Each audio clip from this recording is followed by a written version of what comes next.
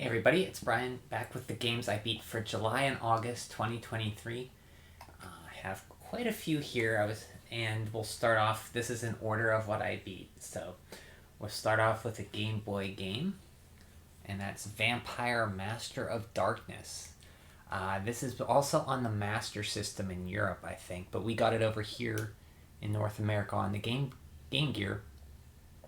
I did say Game Gear game, right? Or did I say Game Boy? This is a Game Gear game. It plays like Castlevania. You have like a side scroller where you're like this guy in a suit, and you have like a cane, you get a knife, and you get like a axe you can use to like an axe in an arc. It's very much like Castlevania, not as good, but it's not bad. There are a lot of things where you have to jump through platforms where at first I didn't know where I had to jump, but I got used to it. Lots of enemies, but you have a very generous life bar. So you're taking damage, but you also don't take a lot when you get hit, and they also fill you up. If you break walls, you get like instead of pork chops, there's these little dots, I think, that heal you. The music's pretty good. The last boss is like two phases. It was pretty much the hard part of the game. Beating the last boss, figuring out the pattern on the last phase. It's not a very long game, but it's unlimited continues, so you can get through it. I think the Master System game is basically just this game, because the Master System and Game Boy were very similar. I think it was on the Switch or the 3DS eShop before that closed down. It's an okay game. Glad I played it. Been wanting to play some Castlevania, so that was cool to play this one. And that was Vampire Master of Darkness.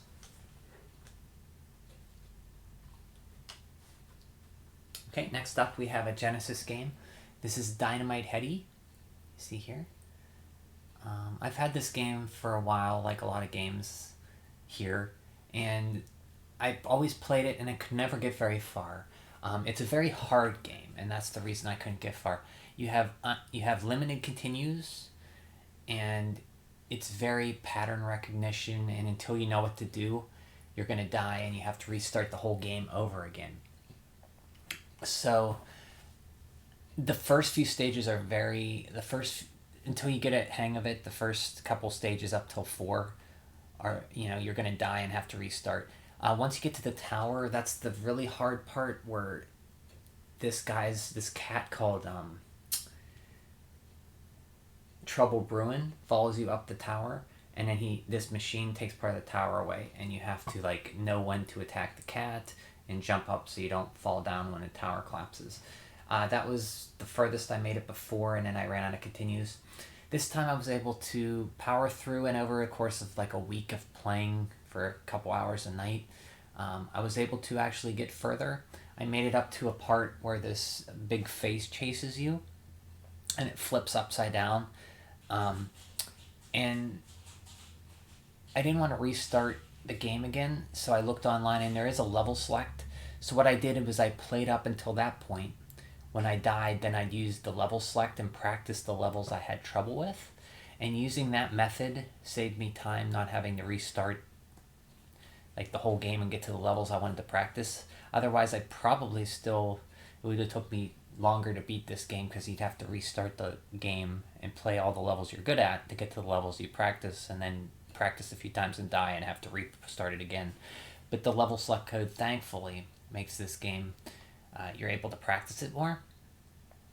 And then once I got past that part, I basically broke it up into two chunks, like the first half up until like that boss, and then I practiced the second half, and I was able to finally put a run together where I beat it the first time. And then the next time, if you beat it there's these mini games where you have to bounce your head and hit the basketballs into the hoop, and if you get enough baskets, you get a number, and there's 4 numbers that they give you if you win the mini game.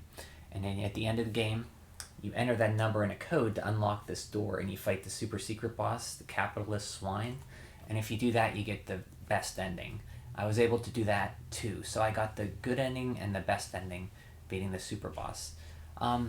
I didn't really explain what this game is. You're basically this guy with a detached head. Think about like Rayman.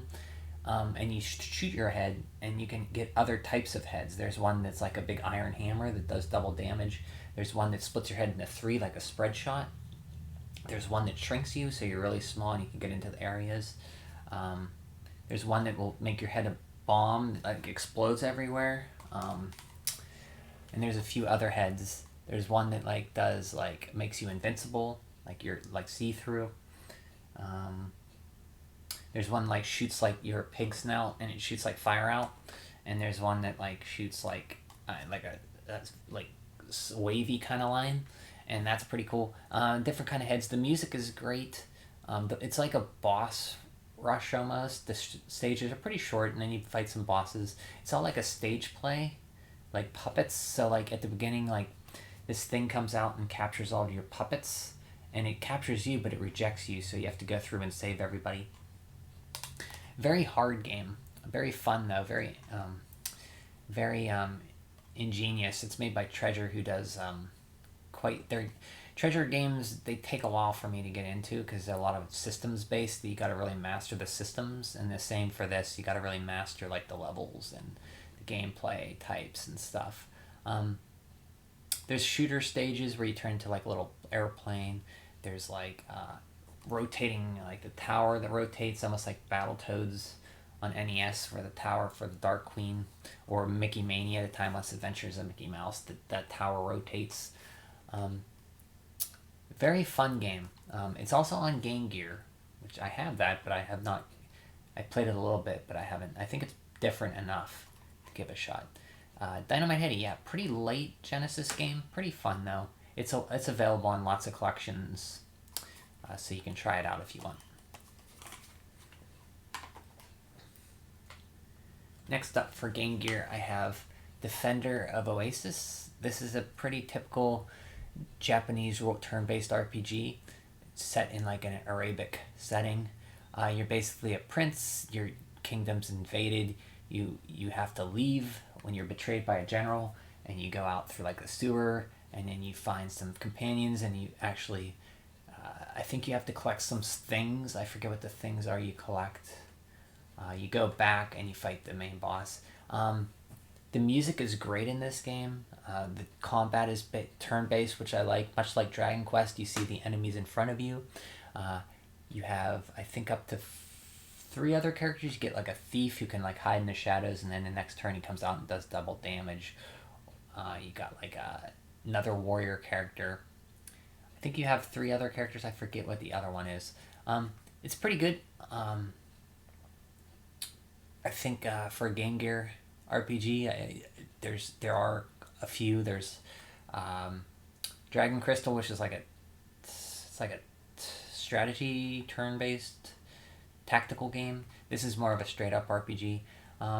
There's like Axe Battler, and then there's this one, and then there's might be some other ones I'm thinking of. But this one's pretty good. If you want a typical, nothing flashy, but like comfort food kind of turn-based RPG set in a unique setting, Defenders of Oasis is pretty good. This and Master of Darkness were on the 3DS Virtual Console too, if you wanted to try. I don't know, well, it's closed now, so you can't try it. But it was on the Game Gear Virtual Console on 3DS. Yeah, it's an okay game. It was fine for my JRPG. I wanted to play a JRPG on the Game Gear, so that fit the bill. Oh, this game, yeah. This game I loved. That's Chiki Boys. It's by Capcom. It was a Capcom arcade game that they converted on the Genesis. So if you ever played Wonder Boy, think that kind of style, like the big animated sprite. It plays almost like a shooter, but you have a sword. So you play as 2 twins. You have a guy in red here who has double magic. The guy in blue has more attack power. I picked the guy as blue. And you swing your sword. So you're constantly swinging your sword. It has a generous hitbox. So you always want to be swinging your sword almost like shooting at a shooter. And you're moving all around. Enemies are always coming at you. And at first it's very overwhelming. You do find shops to help you out and buy you there's no continues, but you can buy extra guys which act like a continue, but you can only have one at a time. So you want to get money. When enemies die, they leave you money, and the point of the game is to save your money to upgrade your abilities.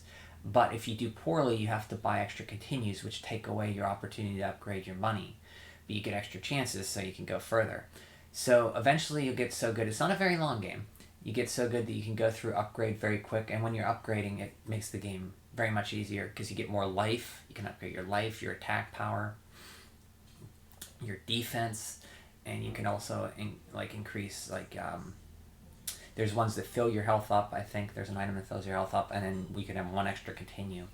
So you go through and you find there's hidden money everywhere. If you jump in areas like Wonder Boy, you'll get money that pops up, and it's just really fun. It looks really good. The sound's great. At first I was like, man, this game is hard, but I got better and better at it, much like Dynamite Headdy. And you make progress, and you get more money to get the upgrades to make it easier, and you don't have to waste your money on life or continue. And it's like a balance of getting better to get more money, to not buy your extra life because you don't need it, to upgrade your equipment, to upgrade your health, so you get further. And before you know it, I got through the game. It took me maybe a day or two to actually go through it. So at first it may seem hard, but it gets pretty easy. And the graphics are great, the music's great. And there is I got the bad ending first. There is a better ending where the people, when you're going through, you talk to people and they tell you tips. There's one guy who tells you the key is hidden behind the main guy's throne, so you gotta when you're fighting the main guy, you attack his throne and a key comes out. And then when you do that, you beat him, and then you can unlock the final door or whatever and fight the main guy and get the good ending. But yeah, I didn't beat it with the magic guy, but I did beat it with the sword guy. So yeah, this is a great game. Chiki Boys. It's a favorite Genesis game of mine now, along with Dynamite Headdy. Great game. Highly recommend it too. It was an arcade game. I think Capcom ported it, or maybe it's Capcom, but maybe somebody else developed it from Capcom, because Genesis, Capcom didn't really make a lot of games until for Genesis, but they had like Sega did their early Genesis games like Ghouls and Ghosts. They ported it themselves, and what's that other one with the flying guys? The guys that shooting guys. I forget. That was a Capcom game that they ported. Sega got the arcade to bring over. I think maybe that's the same circumstance for this. Maybe Capcom didn't develop it, but Sega got the okay and somebody else developed it. I'm not sure. So I'm not 100% sure. But yeah, great game. Chiki Boys. Great game. Next up for the Neo Geo Pocket Color, we got, Neo Geo Pocket Color, Sonic the Hedgehog Pocket Adventure. This is basically a port of Sonic 2, if I recall correctly, in a Neo Geo Pocket Color. Pretty fun. Nothing super, but yeah, for a Sonic game, pretty good. I want to say either this or Triple Trouble. Triple Trouble, I think I went through too. I can't remember if this or Triple Trouble is the port of the... Because I'm getting these confused, Triple Trouble and this, but maybe that's because it wasn't anything special. But it's a Sonic game on the Neo Geo Pocket Color, so I can't say much more about it. I'm getting it confused with Triple Trouble, so if anybody else here knows if this is the port of Sonic 2 or Triple Trouble is, it'd be interesting to know. I think pretty sure this is the port of Sonic 2, almost because you go in up in the sky and you fight Metal Sonic, and you fight all the bosses from Sonic 1, I think, in a boss rush. Pretty sure that was the port of the Sonic 2. Next up, we have Sin and Punishment Star Successor. This is a Wii sequel to Sin and Punishment on the N64, which I never really played. made by Treasure, who also did Dynamite Headdy. It's a rail shooter, but you see your character on the screen and you point like the Wii remote at the screen with a cursor, and you move with the nunchuck like down here. And you roll, and when you roll, you're invincible. Really fun game. Like all kinds of stuff. Graphics are great. Dodging stuff. It's much like Treasure. It's like a boss rush. The levels come short levels, and then you fight like a boss. It gets very hard. You get graded on your ability in great letter grades at the ends, but I didn't really do great. I got like B's and C's. Really fun game. It takes a while to get used to, but sounds great, looks great, very fun. That's the most important thing. You can play as two people. One has an auto lock on, the girl. The guy has like a manual lock on. I played with the guy. I think much like Chiki Boys, you can play the game differently by who you pick. I didn't really play with the girl at all. I just played with the guy. Yeah, very good game. The last boss of this game took me quite a while to beat. He had many phases, and it was very hard. But it has generous checkpoints, so eventually you'll beat it. Yeah, fun game. Very good graphics, good sound. Late Wii game. This came out in 2009 and 10, so pretty late for the Wii. 10, I guess. Well, maybe not too late. Later life of the Wii. Good game. Treasure game. Second Treasure game I beat. Next up, we have Metal Slug Anthology. This was requested by Annie Shark, or Lemon Shark, on YouTube. My friend Annie suggested this because she wanted me to play Metal Slug. So I had this, and I popped it in. This is the first time I really gave Metal Slug a chance. This has Metal Slug 1, 2X, which is basically, I think she said, was a remake of 2 with some improvements. 3, 4, 5, and Metal Slug 6. Unlimited continues, because these are arcade games, so you put your quarter in to continue. This time you don't have to do that. I'm a Metal Slug fan now after playing these. So basically, it's like Contra, but it's more cartoony. You save these guys, these little captives with beards, and they give you weapons. That's how you get your weapons. And you can also go into tanks called a Metal Slug or a plane. They all kind of run together. I think I liked Metal Slug 3 a lot, and 2 were the ones that stuck out to me. You can play as like 4 characters.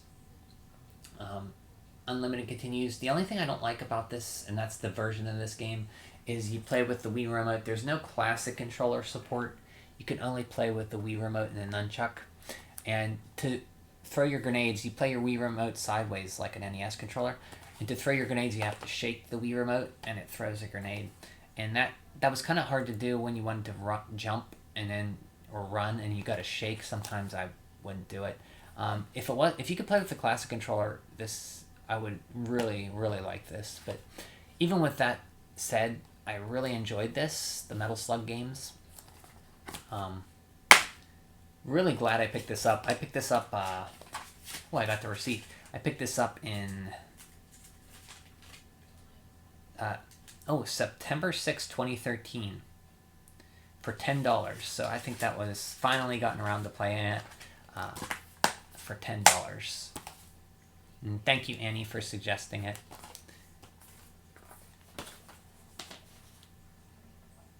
Next up, we have Aliens Infestation for the DS. And here you go. This is made by WayForward, as you can see. I think this was made in junction with Colonial Marines, the 360 PS3 game. It came out around the same time. This is like a Metroid exploration game. Not as much exploration as a Metroid game. But there's a whole bunch of Marines scattered around, and they act like your lives. And when you die, you lose one of the Marines, and another Marine takes his place. So you can get extra continues by finding extra Marines. And while that sounds like, oh man, that's going to be hard, there's enough Marines that you don't have to worry about, like, dying a lot. Because even if you die, you can die like 3-4 times on a chapter.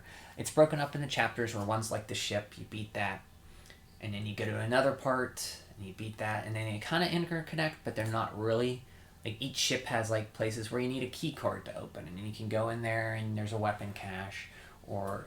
So it's not like you get, like, the double jump or anything. You just get key cards to progress through the story or open up points with weapons and such.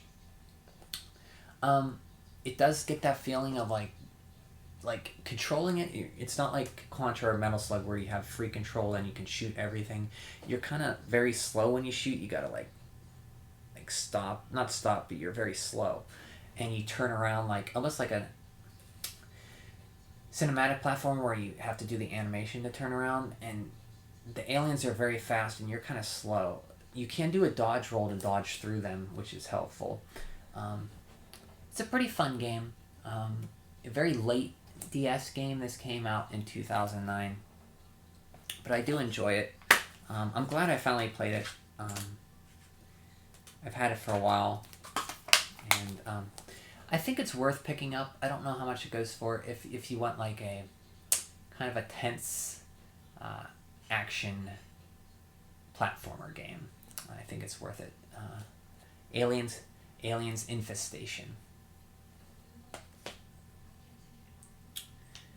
Next up we have, for the first time, I've had this game since it came out, and I never beat it. I made it up to Dracula. In fact, and I never beat it, but this time I finally did, and that's Castlevania, Circle of the Moon, for the Game Boy Advance. And I like this game. It has some problems, like you have to double tap to dash all the time, so your finger gets tired. The music is fantastic. I like the graphics. It's very hard because you can't refill your life much, because you can't buy consumables to fill your life, and the potions you get are only fill like 40 HP. So it doesn't really give you a lot of opportunities to heal. Also, everything's dependent on your random drops from enemies. So you get like a card system where you have to rely on random drops to increase your power. So an enemy may drop like a salamander card, another enemy drop another card, a Jupiter card. You got to mix and match and try it out. And once you find out the right card combination, they give you certain powers. Like one will double your attack, one will give you like an ice whip, one will give you like a mist that does poison damage around everybody, and that makes the game much more easier. I think the problem with me was when I first played this, like, I'd get a card, but it would give a question mark combination underneath it with another card, and I thought, oh, well, I just can't do it now, and I never try. And that's not what that means. That means you have to figure out what it does, and once, like, maybe you take damage with that card combination, maybe it'll activate, and then it will tell you what it does. So I just thought I never had the right combinations, so I wasn't really using those card combinations. Until I found out you could do that, that made the game much easier, and I was actually able to finally beat Dracula. And I think Dracula in this game is the hardest Dracula fight in the entire series for me. He's very tough. He takes off a lot of damage. He has 2 forms. He's hard to hit. His final form is a bat, a little eye with bats circling around. I was very happy to finally beat this game, because I got this game when it came out, so that's 20-some years ago. I was never able to beat it, but finally I was able to beat it, and that's the last of the Game Boy Castlevania games I needed to beat. So yeah, happy to finally beat this. Great music too. I do like this game quite a bit. It does have problems though, like relying on random drops is kind of, I don't like that. And it is very hard, one of the harder Castlevania games. Next up we have Castlevania Symphony of the Night. Where am I at here? Castlevania Symphony of the Night for the Castlevania The Dracula X Chronicles collection on the PlayStation Portable. So this game, Castlevania Dracula X Chronicles, let me just explain, is a 3D remake of Castlevania Rondo of Blood, originally released on the PC Engine CD for Japan. We got it over here on the Wii U console finally, and they released this remake, which we got.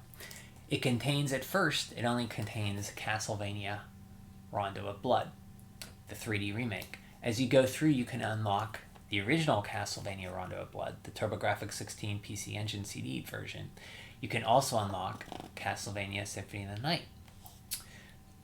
I played through, this is how I first played through Castlevania Rondo of Blood, was the remake, and then I also played through the original, which I unlocked.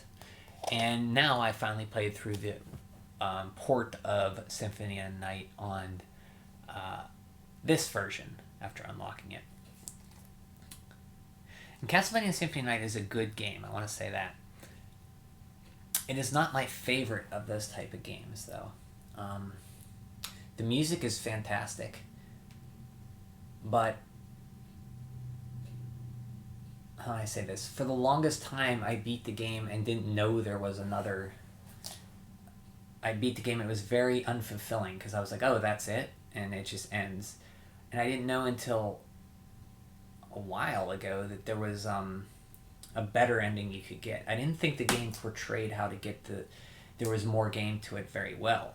So it left me very unfulfilled. I figured you had to get you gotta put glasses on and beat Richter, and you see like Shaft is controlling him. The game didn't ever explain that very well to me, or maybe I just didn't pick it up. And also to get that, you had to like go to the clock tower with certain 2 bracelets or something. The game didn't really explain that well. Once you do that, then there's a whole other half. Now I knew this because I played it on the PlayStation, so I knew to do this again. But even playing it, I had to figure out, well, that's the end. I ran into that problem where, oh, that's the end again? I was like, well, what do I got to do? I had to look up what I had to do again. So it doesn't really explain what you got to do well to do that. So then I did that, and then it opens up the second half. And the second half of the game, I think, is a lot worse than the first half, because the castle is basically just flipped upside down. So the problem with that is you're always flying with a bat, and you're constantly always flying around, and it's not very fun, that part for me, as much as the first half is. And it's very easy to step out and fight a boss before you're not prepared. So like I fought Frankenstein first, and then I ran into some other enemies where that's kind of cool how you can go out of order. I like that. But it's very easy to like, okay, well, get your butt handed to you. Still a great game. Happy to finish it on this collection. This is only the second time I finished it. Castlevania Symphony of the Night. Great music too. Next up we have Darkwing Duck on the Game Boy. I love the NES game, and this is basically just the NES game on the Game Boy. If you don't know, it's made like Mega Man. You can select the levels you want to go to. There's 3 levels at first, and then you do another 3. And then you fight Fowl. I think his name's Fowl. Or that might be the agency he's fighting. You have a cape that you hit up and you can block projectiles with. You also have like a gas gun that gives you like an electrical shot that spreads out in like angles. And you have a plunger gun which shoots to the wall like Quackshot, and you can jump up on the plungers. And then you have a gas gun that like drops like a spark that shoots on the ground and travels. And then you have your gun that's like a pea shooter like Mega Man. Fun game, good graphics. Not too long. Yeah, really like Darkwing Duck. It is on a Disney Afternoon collection for Xbox and PlayStation. Next up we have Tiny Toon Adventures Bab's Big Break. This is almost like it's a platformer. You play as Buster and Plucky and Hampton, which each have their own items. Like Hampton has a bowling ball, Plucky Buster has like a carrot that throws like an axe in Castlevania. And Plucky has something else. I forget what her projectile is. But you have his projectile is, but you have limited attack abilities to use that. So you have to jump on blocks to get your ammo back. And it's basically like almost like an action adventure where there's gated areas where you got to find like switches to open them, or find like Dizzy Devil to open up the next area, and then you go through and you can go on. Good music. It's very short, not too difficult, but it is fun, very fun. Babs is like kidnapped or something because she wants to be an actor, and you have to go through, and I think you fight Montana Max at the end, if I recall. But it's worth it. This is the... Let's see, so for Tiny Toon games, I beat Buster's Hidden Treasure, Buster Bust Loose, Tiny Toons on the NES, Tiny Toons 2 on the NES, and now this one. So this is my 5th Tiny Toon games. There is another one on Game Boy Advance, I think, and there's also another one on NES that's like a Mario Paint kind of thing. But I'm not sure if I'll play those ones because I can never find those to play. But I still have to play like the Game Boy Advance one. To play. I think that's most of the Tiny Toon games after that. Next up we have PlayStation Portable game. This is Lunar Silver Star Harmony for the Sony PlayStation Portable. So this is a remake of Lunar Silver Star Story on the Sega CD, or the PlayStation 1. Lunar, you star a guy named Alex, and he has an adopted sister who he's kind of romantically in. They like each other, which is kind of strange. Her name is Luna, and you want to be a dragon master. So you dream of adventure. One day you meet the white dragon, and he sends you on a quest to become a dragon master to meet the other dragons. You meet characters like, I forget her name. This guy is Nash, a Mimbo kind of guy named, what is his name? I forget his name, this guy here. And also a priest. Healer priest named Jessica. Nash, Jessica, and what is his name? Let me look it up.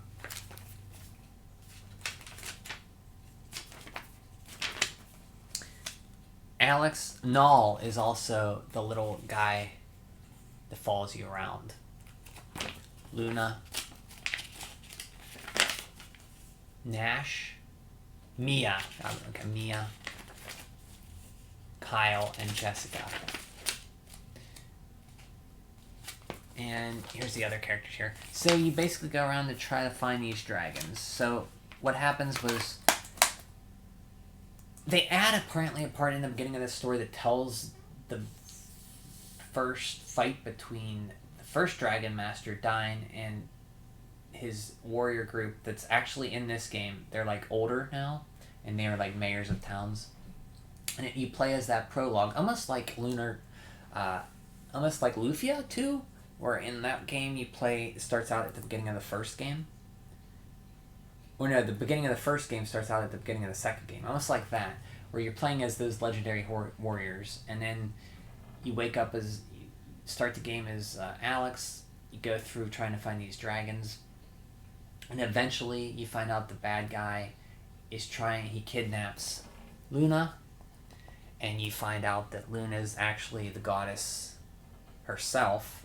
She gave up her power to have men basically rule themselves without God, and so did Dine, the original Dragon Master. And this guy, his name is, what's his name? Galleon. It's this guy right here. He wants to bring back the goddess. So he kidnaps all these girls. He kidnaps Luna to like revive her. You beat him. There's Lake Bogard. Lemmy was one of the original. Royce is an evil person. Well, I don't want to explain too much, but basically you go through, you fight and you save Luna. The characters are very good in this game. That's the main thing about the game. The battle system's turn-based, it's good, but the characters and the story, it really does itself. The characters, you care about the characters in this game. There's nothing overly special about it. The music is fantastic, though. It looks very good. It's also they also ported this as Lunar Legend on the Game Boy Advance, which is basically a remake of the Lunar Silver Star story for the Game Boy Advance. But this version's pretty good. It was my first Lunar game. And yeah, good cutscenes, good music, good story. Yeah, Lunar Silver Star Harmony. Pretty good game. Next up, we have Looney Tunes on the Game Boy Color. And this game is basically originally, it was a very early Game Boy game, Looney Tunes for the Game Boy, and this is basically the Game Boy Color remake of it. It's a platformer you play as. Each level has a different Looney Tune you play as. You play as Bugs, Daffy, Sylvester, or Tweety, Taz, and it's very short. It's fun, though. Sunsoft made it. Sunsoft has good music. This game has pretty good music. The first level you play as Daffy, then you play as, I think, Bugs, you play as Porky, and in a shooter stage, you play as Tweety running from Sylvester. It's decent. It's nothing great, but it's pretty good. Looney Tunes on the Game Boy Color. It's also available for the original Game Boy. Next up, I played Disney's Aladdin on the Game Boy Color. This is basically a port of the Genesis Aladdin on the Game Boy Color. Pretty impressive they were able to do this. Obviously, taking the Genesis version of the game and putting it on Game Boy Color, it's going to be like some problems like field of vision, view, and knowing what to jump on is even harder. But since I played the original Aladdin on Genesis, I was able to get through it on easy, at least. Yeah, it's pretty interesting. I think the last boss is a little different. I didn't know...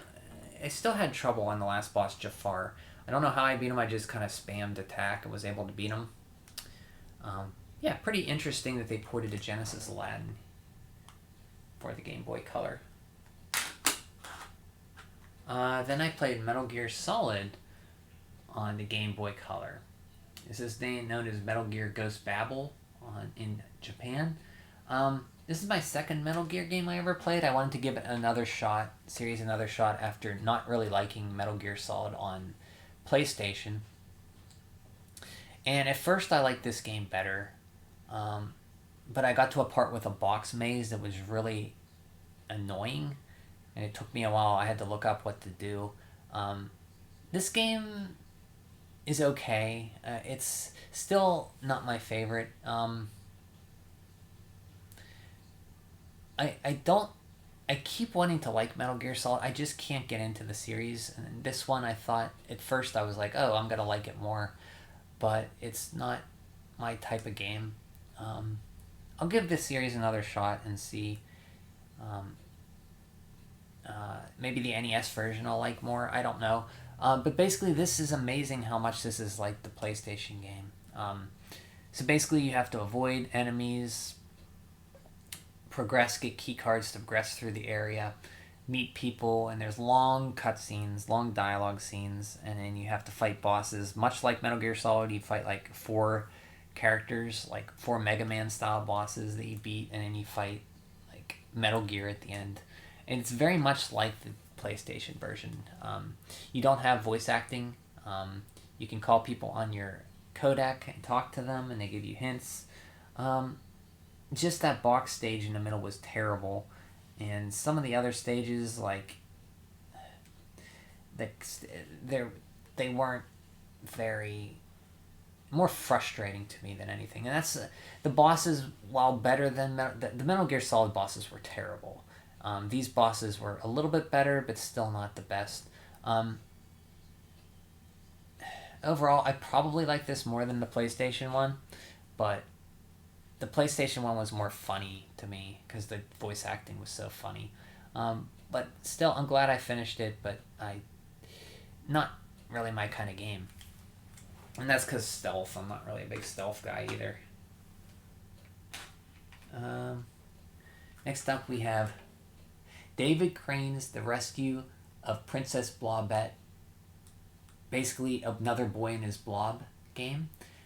In this one, you play as Boy and His Blob, and you're in a castle, and you have to rescue Princess Blobette in a cage up in the air. So, you go through, you feed the blob jelly beans, and he'll transform into a certain item. So, like, vanilla will be an umbrella, so you can use the umbrella to parachute down long drops, and you don't die. Or a punch will make a hole in the ground, so you punch through to get to the next part of the area, the level. Or hummingbird, honey will turn into a hummingbird, where if the blob is down in a pit, you throw the honey jelly bean, he'll turn into a hummingbird and fly up to you. So you use those items or key lime, which is like a key to open a door. Use those jelly beans to basically go through certain areas, puzzles to figure out how to get through. It's not a very long game, pretty short. I do like the NES one. It is a lot longer, but not even maybe twice as long as this. But this is a short game. It does have problems with like placing the blob where you want him to go. So if you need to have the blob over here to do something, it's hard to get him over there. And that's a big problem because he also bumps into you. So if you're near a pit, the blob will run into you and push you off the pit because he collides with you and he pushes off. A lot of times he'll push me off a pit. There's treasures you can get. I think I got all but 9. It's to get a higher score. It's a decent game. Has the Boy and His Blob music. Not too bad. I mean, not as hard to get through as the first one. Because I don't know if I ever got through the first one. I owned it as a kid, but I don't think maybe I did. I remember getting pretty far up. I took a rocket up, but there were some jelly beans I never used either in this one, like the root beer rocket I never used. So I don't know. Pretty fun game though. That's David Crane's The Rescue of Princess Blobette, starring a Boy and His Blob. Next up we have Double Dragon 2 for the Game Boy. So this is not a port of Double Dragon 2 on the NES. This is actually a Kunio-ku game. The second Kunio-ku game, known as River City Ransom in the US, the sequel of that game was this game. But for some reason, Acclaim took it, or Technos developed it, and Acclaim renamed it Double Dragon 2, because I guess they thought like Kunio-ku name wouldn't sell. So basically, it's like that game, but they swapped the sprites. Instead of the Kunio-kun like chibi characters, they're Double Dragon characters and enemies. So more like punky-ish 80s New York style enemies. Basically, you have like a punch and a kick, and depending on what you do, like if your enemy's on the ground, you can hit A next to them and you'll jump and you'll like knee them in the gut. Or you can do like a uppercut. If you hit A and B, you'll duck and you'll do an uppercut. You can do like a round kick, I think a roundhouse kick. But it's very fun. The last level, it's pretty manageable up until the last level. His last level is like a boss fight, and it's very hard. It took me quite a bit to beat that last level. But yeah, it's pretty decent. Nothing great, but it's pretty fun. I like it. Double Dragon 2 on the Game Boy.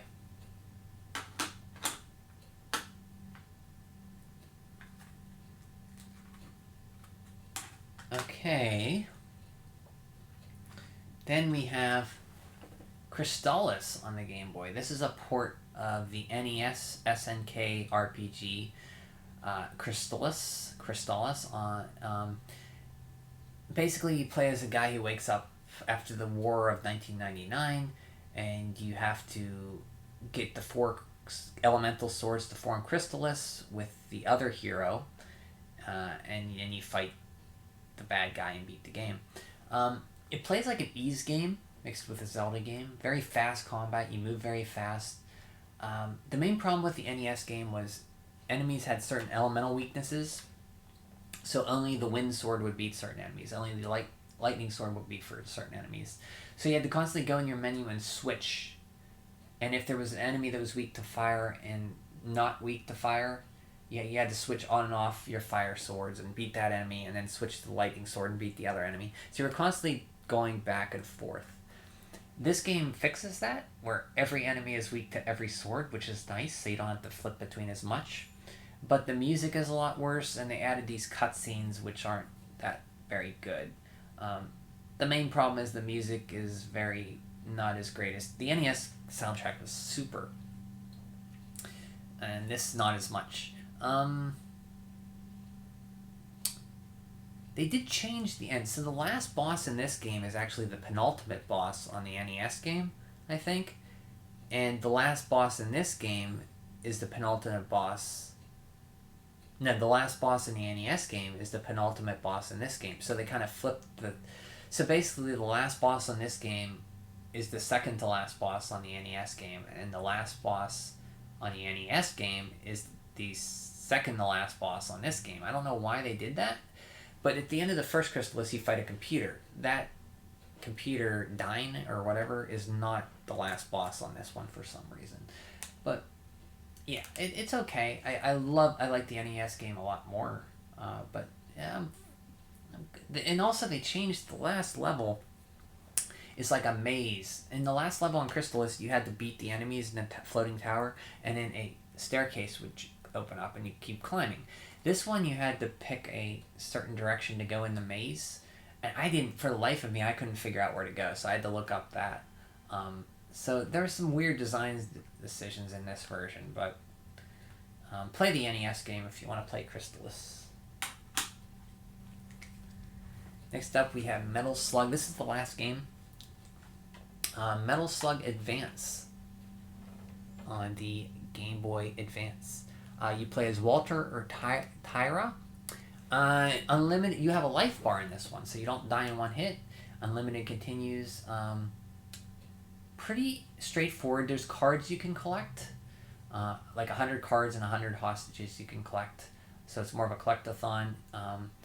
There's different paths in the stage. Not different paths, but there's like some hidden areas you can go into. I think to get different weapons. Not a lot, but pretty fun, manageable game. Boss patterns don't feel nearly as hectic as the Neo Geo ones. Except the last boss took me a few hours to beat. He was very tough, and I finally did it. Felt great. Yeah, Metal Slug Advance. This game's really good. I like Metal Slug Advance quite a bit. If you can get a chance to play it, give it a chance. More user-friendly, player-friendly than the other Metal Slugs, I feel. Yeah, fun game. I think that's it. I don't know if I beat Triple Trouble or not. I feel like I beat... I also want to talk about Sonic Triple Trouble. I feel I beat it, but I didn't mark it down as beat. And because I was mentioning earlier that I got confused between Sonic Pocket Tales and Triple Trouble. So I don't know if I beat Triple Trouble or not. So anyway, it doesn't matter. Either way. That's all the games I got through for... July, August 2023. Thanks for watching. I hope everybody has a great rest of your summer. Let me know if you beat any games lately, and have a good one.